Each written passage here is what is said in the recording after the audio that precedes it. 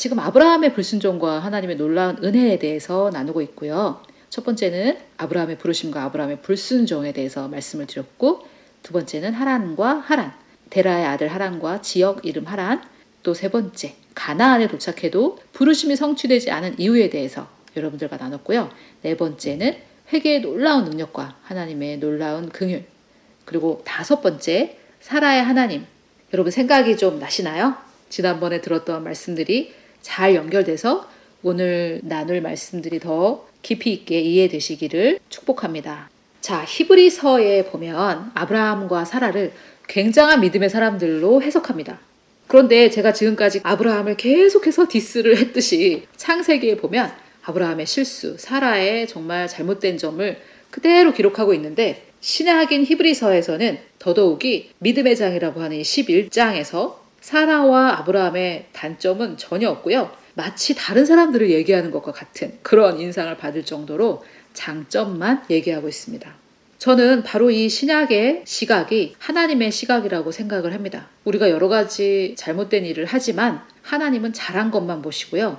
또 우리가 그러한 하나님을 우리 안에 모시고 있기 때문에 우리의 시각도 하나님의 시각으로 바뀌어갈 때 다른 사람들의 잘못한 점보다는 잘한 점을 기억하고 생각할 수 있는 사람들로 점점 변화되어져 갈 수 있다고 생각을 합니다. 물론 우리의 삶에 버려져야 하는 것들도 우리가 판단할 수 있고 캐치할 수 있어야 되겠죠. 분별할 수 있고 또 캐치할 수 있어야 되겠죠. 그런데 히브리서의 이 시각이 바로 하나님의 시각이라는 것을 우리가 알아서 나를 보는 하나님이 이렇게 보시고 상대방을 보는 하나님도 이렇게 보시기 때문에 우리도 그 수준에서 이렇게 역사를 해야 한다라고 말씀을 드리고 싶습니다. 자, 이제 그러면 이 히브리서에서 사라를 어떻게 얘기하고 있는지 한번 보겠는데요. 11절에 이렇게 말합니다. 믿음으로 사라 자신도 나이가 많아 단산하였으나, 이 말은 폐경됐다라는 말입니다. 잉태할 수 있는 힘을 얻었으니, 자, 이게 정말 도대체 논리에 맞는 문장입니까? 폐경됐는데 잉태할 수 있는, 임신할 수 있는 힘을 얻었대요. 논리적으로는 맞지 않습니다. 그런데 그 이유를 설명합니다. 이는부터 설명하고 있습니다. 이는부터가 중요하죠. 이는 약속하신 이를 미쁘신 줄 알았습니다. 약속하신 이는 하나님인데 무슨 약속을 했냐면 아브라함에게 자녀를 주겠다. 사라의 몸을 통해 자녀를 주겠다라고 약속을 하셨고, 여기까지는 약속하신 이를 우리가 바라보는 것이야 뭐 다 누구나 하는 건데요. 그러면 그 약속하신 그 하나님이 미쁘시다라는 말은 믿다라는 단어에서 나온 건데, 신실하신가, 약속을 지키시는 분인가, 이 말이거든요. 여기에 우리의 시험이 있습니다. 나에게 이 약속을 주신 저 하나님 믿어도 될까? 저분은 약속하신 대로 이루어 주실까? 이것이 우리의 시험이죠. 테스트. 자, 이 구절을 보면 사라가 폐경된 여자인데, 할머니죠. 뭐 여자라기보다 폐경된 할머니가 90살에 애를 낳았으니까요. 이거를 또 그때 90살은 뭐 지금에 보면은 뭐 몇 살이다 막 이러고 또 말을 지어내는데 90입니다. 90. 사라는 90인데 사라가 폐경되었음에도 불구하고 잉태할 수 있는 힘을 얻은 이유는 무엇입니까? 바로 믿음으로 잉태할 수 있는 힘을 얻었습니다. 여기서 믿음이란 믿음이다 이게 아니라고 제가 지난 시간에 말씀을 드렸죠. 약속하신 것은 이미 영적인 영역에는 이루어졌다라는 것을 먼저 믿는 것입니다. 임신과 비슷하죠. 10달이 채워져야 그 아이가 내 눈에 볼 수 있게 나오지만, 아직은 배가 불러오지도 않고 임신한 어떤 아무런 증상이 없지만 그래도 의사가 당신은 임신을 했습니다 라고 말하니까 그 말을 믿는 거죠. 동일합니다. 하나님께서 믿은 대로 된다라고 말씀하셨기 때문에 내가 믿었을 때 약속하신 그 하나님의 말씀은 이미 영적인 영역에 이루어졌다라는 그 믿음이 그 약속을 사라의 물리적인 태에 잉태해내는 힘을 얻은 것입니다. 할렐루야! 너무 놀랍죠? 이 믿음의 능력. 약속을 믿을 때, 하나님의 약속을 믿었을 때 그 영적인 영역에 이미 이루어진 후손의 축복이라는 것을 사라가 이 믿음의 손을 뻗어 그것을 취했습니다. 그럴 때 이 사라의 물리적인 태, 거기에 후손이 잉태되는 그 힘을 오직 믿음을 통해 얻은 것이죠. 너무 놀랍습니다. 이것은 그 믿음은 약속하신 이를 신실하시다, 그분을 믿어도 된다라고 알았다는 거죠. 우리의 이해를 돕기 위해 조금 다른 언어로 표현된 킹제임스 흠정역을 보면 믿음을 통해 사라 자신도 나이가 지났을 때, 무슨 나이가 지났습니까? 임신할 수 있는 나이가 지났을 때 씨를 수태하는 힘을 받아 믿음을 통해 힘을 받았습니다. 놀랍죠? 영적인 영역에 이미 있는 것을 믿음이라는 손을 뻗어 끌어내는 거죠. 바로 이것이 믿음을 통해 받은 힘입니다. 그래서 이 아이를 출산하였는데 이는 그녀가 약속하신 분은 신실한 분이라고 판단하였기 때문입니다. 자, 여러분, 여기에서 저는 우리의 생각의 시스템, 우리의 생각 과정이 굉장히 중요하다고 생각을 합니다. 이분은 이렇고 이러니까 그러면 나는 이분을 신실한 분이라고 믿어야 되겠구나. 이런 이 모든 과정, 생각으로 판단하는 거, 이것이 굉장히 중요하다는 거죠. 그래서 우리가 생각을 할 때 그 생각이 어디로 흘러가는지, 이것이 내가 원하는 곳으로 흘러가는지 아닌지 잘 생각을 하셔서 아니면은 그 길을 돌이켜야 합니다. 그게 잘 안 될 때는 우리의 입을 열어서 아니야, 나는 그렇게 생각하길 원치 않아. 하나님은 약속을 지키신다. 이렇게 말로 선포하는 것이 야고보서에 약속되어 있듯이 배에 그 키를 돌리는 게 우리의 혀라고 했기 때문에 내 생각이 원치 않은 곳으로 막 돌아갈 때 이 배의 키를 내가 원하는 곳으로 돌리는 것처럼 내 혀로 선포하는 것이죠. 말로 표현하는 것이 생각을 내가 원하는 곳으로 인도하는 놀라운 힘이 됩니다. 자, 사라가 믿은 약속은 무엇이냐면 창세기 12장 2절에 내가 너로 큰 민족을 이루고 내게 복을 주어 내 이름을 창대하게 하리니 너는 복의 근원이 될지라, 너는 복이 될지라 라고 말했습니다. 사라는 당시 아브라함의 아내였기 때문에 이 약속은 사라가 임신한다는 약속이기도 했고요. 또 후에 사라에게 하나님께서 1년 뒤에 아들을 낳을 거라고 약속을 하시기도 했죠. 그 약속을 믿었다는 것이죠. 자, 그런데 여러분, 여기서 우리가 한번 생각해 보셔야 될 것은 임신의 조건은 무엇이냐는 겁니다. 다 아시죠? 그런데 지금 사라와 아브라함은 임신할 수 있는 그런 상태인가? 자, 사라는 폐경됐는데 아브라함은 무슨 조금 가능성이 있었나? 100살 할아버지입니다. 여러분, 100살 할아버지 한번 볼까요? 이러므로 죽은 자와 같은 한 사람으로 말미암아. 여러분, 죽은 자와 같다는 게 뭡니까? 생식 기능이 떨어졌다란 말이죠. 그런데 그 사람을 통해 자신도 지금 폐경됐고 남편도 생식 기능이 없는 죽은 자와 같은 그런 사람인데 하늘의 허다한 별과 또 해변의 무수한 모래와 같이 많은 후손이 생육하였답니다. 근데 이 사라가 말하는 이 사라의 남편은 어떤 사람이었냐? 자기가 살려고 왕에게 자기를 막 갖다 바치는 그런 남편이었습니다.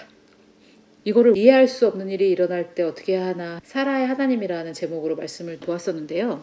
사라가 계속해서 임신하지 못하다가 1년 뒤에 아이가 있을 것이라는 얘기를 듣고 1년이니까 12개월이죠. 그런데 아기는 9개월 10일 만에 낳습니다.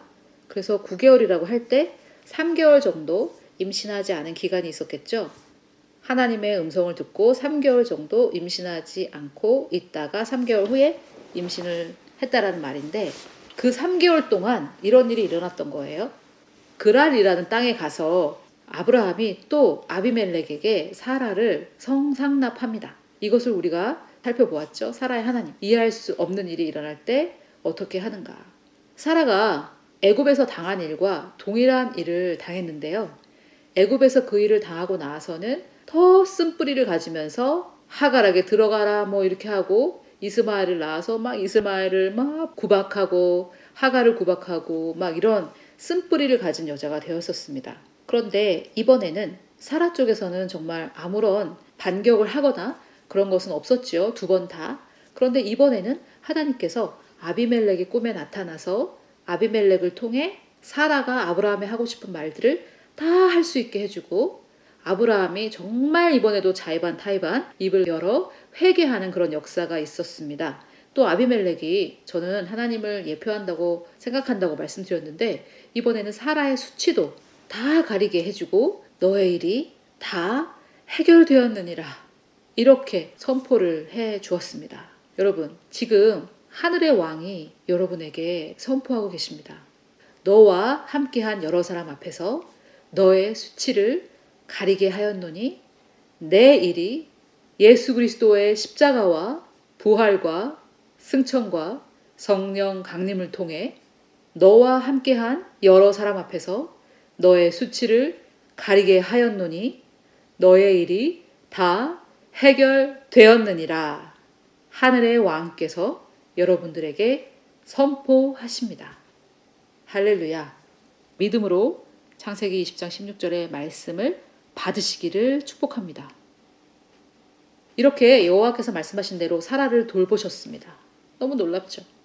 그랄에서의 경험이, 즉 여호와께서 사라를 돌보신 이 경험, 말씀하신 대로 사라에게 행하신 이 경험을 하고 나서 그때서야 비로소 사라가 임신을 합니다. 사라가 임신하기 전에 1년 뒤에 아들을 낳을 거라고 말을 들었죠. 그러니까 이 그랄에서 있었던 일은 임신하기 전 3개월 동안, 즉 1년 뒤에 아들을 낳을 것이다 라고 말한 이후, 그리고 임신하기 이전 딱 3개월이거든요. 3개월에서 마이너스 10일 정도, 한 80일의 시간 동안 그 어느 때쯤에 있었던 일이고, 그때 하나님께서 사라의 모든 수치와 문제를 다 해결해 주십니다. 할렐루야. 하나님은 우리에게 약속하신 그 때가 되기 전에 우리의 모든 문제를 해결해 주시고 우리의 수치를 다 가려 주시는 좋으신 우리의 아버지이며 하늘의 왕이십니다. 아비멜렉을 통해 하나님의 그런 모습을 우리에게 보여주시고 계신다고 저는 생각합니다. 그래서 이 사라가 노년의 아브라함에게, 굳이 성경이 표현하고 있죠. 노년의 아브라함에게 아들을 낳았다. 자, 다시 히브리서를 보면 믿음으로 사라도 나이가 많아 폐경되었지만, 제가 조금 바꿔서 읽어볼게요. 폐경되었지만 잉태할 수 있는 힘을 얻은 것은 첫 번째, 약속하신 이가, 두 번째, 신실하다라는 것을 알았기 때문입니다. 이렇게 하나님은 우리가 믿지 못할 때 하나님을 체험할 수 있도록 해주셔서 하나님의 신실하심을 체험하고 나서 하나님을 믿을 수 있도록 우리의 믿음을 도와주시는 분입니다. 아무 경험도 없어도, 아무 체험도 없어도 믿어야지 이렇게 하는 분이 아니십니다. 그래서 정말 놀라운 기적이 일어나죠. 죽은 자와 같은 한 사람으로 말미암아 하늘의 허다한 별과 또 해변의 무수한 모래와 같이 많은 후손이 생육되었습니다. 왜요? 여러분 놀라지 마십시오. 사라의 믿음으로 가능한 일이었습니다. 저는 이 사라의 믿음이 너무 무시되어져 왔지 않았나 그런 생각을 하는데요. 아브라함의 믿음을 우리가 막 칭찬하는데 사라가 없이 아브라함이 혼자 믿음으로 할 수 없었고요. 아브라함의 믿음으로 이삭을 낳았다고 우리는 그렇게 알고 있는데, 여기 보니 단산했음에도 불구하고 죽은 자와 같은 아브라함을 통해 사라가 믿음으로, 11장 11절, 믿음으로 후손을 생육하게 됩니다. 약속은 하나님께서 하시고 그것을 믿는 것은 우리의 일입니다. 믿음은 우리의 일이죠. 하나님께서 우리에게 요구하신 것은 오직 하나, 믿음입니다. 이 믿음만 하나님을 기쁘시게 할 수 있습니다. 물론 믿는 자는 당연히 자연스럽게 이러한 저러한 믿을 때 나오는 행동들이 나옵니다. 믿기만 하고 가만히 침대에 누워있다고 일이 되는 것은 아니겠죠. 또 믿는 사람이 침대에 누워있기만 할 수도 없습니다. 보통 믿음에 대해서 이해를 못하시는 분이 믿기만 하면 다 된다는 말이에요. 이런 질문을 하십니다. 그런 질문을 한다는 것은 믿음이 무엇인지 모른다는 증거일 뿐이죠. 나에게는 물이 필요한데 오늘은 억수 같은 소나기가 내릴 것이라고 믿는 사람이 가만히 방에서 누워있겠습니까? 아니면 집안에 있는 모든 양동이 드럼통을 다 대절해서 밖에 나가 빗물을 받겠습니까? 믿음은 우리를 행동하게 합니다. 행동하지 않는 믿음은 죽은 믿음입니다. 자, 그래서 제가 지난 시간에는 마가복음에서 말씀하는 믿음을 여러분들과 나눴는데요. 히브리서는 믿음을 뭐라고 하는지 한번 보겠습니다. 이제 믿음은 바라는 것들의 실체요, 보이지 않는 것들의 증거니, 무슨 말인지 하나도 모르겠고요. 믿음을 통해 우리는 세상들이 하나님의 말씀으로 지어진 줄을 깨닫나니 그런즉 보이는 것은 나타나 보이는 것들로 만들어지지 아니하였느니라. 너무 어려워요. 조금 쉽게 바꾸면 보이는 것들은 보이지 않는 것들로 만들어진 것이다 라는 말입니다. 보이는 것들은 보이는 것들로 만들어지지 않았다. 즉 보이는 것들은 보이지 않는 것들로 만들어졌다라는 말인데요. 이것은 유에서 무를 창조한다는 것은 아닙니다. 보이지 않는 것들, 즉 이미 영적인 세계에 이미 존재하는 것들, 이것들이 표출된 게 우리가 지금 보고 있는 것이라는 겁니다. 여러분 지금 주변을 한번 돌아보시죠. 여러분 주변에 보이는 것들 있죠? 가장 대표적인 게 지금 쳐다보고 계신 그 스마트폰 또는 컴퓨터 화면 또는 TV 화면으로 보시는 분들은 TV. 그것을 지금 보고 계시죠? 그 보이는 것들. 그거는 보이지 않는 것들로 만들어졌다는 거예요. 실제 그렇죠? 제일 작은 단위로 가면 원자, 분자 이런 것들, 눈에 보이지 않는 것들로 의해 만들어졌지 않습니까? 그런데 이 아브라함이 믿었던 하나님, 이런 하나님이십니다. 기록된 바 내가 너를 많은 민족의 조상으로 세웠다 하신 것 같으니 하나님이 이렇게 말씀을 선포하셨을 때 아브라함은 많은 민족은커녕 자식 하나도 없는 그런 사람이었는데요. 그가 믿은 바 하나님은, 아브라함이 믿은 하나님은 어떤 하나님이냐? 여기에서 이제 아브라함이 위대한 점이 이제 막 나오죠. 죽은 자를 살리시며, 이것이 이제 이삭 바칠 때 그가 믿었던 하나님이고요. 없는 것을 있는 것으로 부르시는 이시니라. 자, 이게 도대체 무슨 말씀입니까? 없는 것을 있는 것으로? 유에서 무를 창조? 그렇지 않죠. 보이지 않는 것을 통해, 존재하지만 보이지 않는 것을 통해 보이는 것을 만드시는 하나님이라는 뜻으로 아브라함은 지금 자녀가 하나도 없지만 그를 아브라함, 열방의 아버지라고 부르셨잖아요. 자식 하나도 없는 자를 많은 민족의 아버지라고 부르시는 분이 바로 하나님이시라는 겁니다. 여러분 지금 치유가 몸에 일어나지 않고 있습니까? 하나님은 당신을 너는 치유받은 자라고 부르십니다. 왜냐? 그것이 먼저 있어야 하기 때문입니다. 치유받은 자라는 자아상이 먼저 있어야 치유가 우리의 물리적인 현실 세계에 표출될 수 있기 때문에 그것이 바로 하나님이 만드신 원칙, 이치, 원리이기 때문입니다. 아까 제가 조금 어렵다고 지나가니 히브리서 11장 1절 믿음은 바라는 것들의 실체요. 보이지 않는 것들의 증거다. 믿음은 내가 바라는 것, 사라의 경우 아들, 그 아들을 실체로 만들게 하는 것이 바로 믿음이라는 겁니다. 즉 영적인 영역에 이미 주어진 하나님의 약속을 끌어다가 눈에 보이는 이 물리적인 세계에 표출되게 나타나게 하는 그 힘은 무엇이냐? 그것이 바로 믿음이라는 거죠. 영적인 세계에 이미 주어져야 합니다. 없는 것을 창조할 수는 없어요, 우리는. 이것이 바로 뉴에이지와 다른 점입니다. 우리의 하나님의 말씀과 뉴에이지가 다른 점입니다. 무에서 유를 창조하는 것이 아니에요. 우리는 하나님께서 이미 영적인 세계에 약속하시고 응답하신 그것을 취해서 무엇으로? 믿음으로. 눈에 안 보이니까요. 영적인 세계에 있는 것을 끌어당기는 그 손, 그것이 바로 우리의 믿음이고요. 그것을 실체, 눈에 보이는 실체로 끌어내리는 것, 우리가 바라는 것, 영적인 세계에 있는 그 기도 응답, 그것을 이 실체로 끌어내리는 것이 바로 믿음이다. 또 그 보이지 않는 것이 이미 존재한다라는 그 증거, 그것이 내 믿음이라는 거죠. 자, 봐봐. 보이지 않았지만 이제 나타났잖아. 이것이 바로 증거야 라고 말할 수 있는 것이 우리의 믿음이라는 것입니다. 우리의 믿음은 없는 것을, 우리 눈앞에 없는 것을 있는 것으로 끌어내는 능력입니다. 우리가 원하는 거 아무거나 다 끌어냅니까? 그렇다면 그것은 뉴에이지입니다. 그런데 하나님의 말씀에 합당하여 하나님이 약속하신 것, 그것을 내가 믿어서 현실 세계로 끌어내는, 표출하게 하는 힘, 그것이 바로 하나님이 말씀하신 믿음입니다. 우리는 하나님의 약속을 믿습니까? 아니면 현상과 환경의 지배를 받고 있습니까? 부요하다더니 통장에 돈은 이거밖에 없네? 나에게 부요를 주셨다던데 내 삶은 왜 이 모양이야? 어떤 것을 믿으십니까? 하나님의 약속입니까? 아니면 내 주변 환경입니까?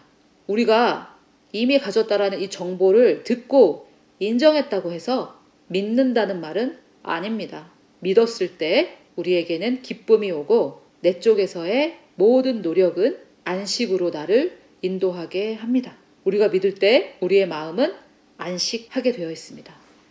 여기에서 제가 지난 시간에 믿음을 좀 설명을 드렸기 때문에 믿음에 대한 설명은 충분히 되었다고 생각이 들고요. 우리가 믿는 이 주체, 내가 믿을 때 무엇을 쓰는가? 우리가 볼 때는 눈을 쓰고 들을 때는 귀를 쓰는데 믿을 때는 무엇을 쓰는가?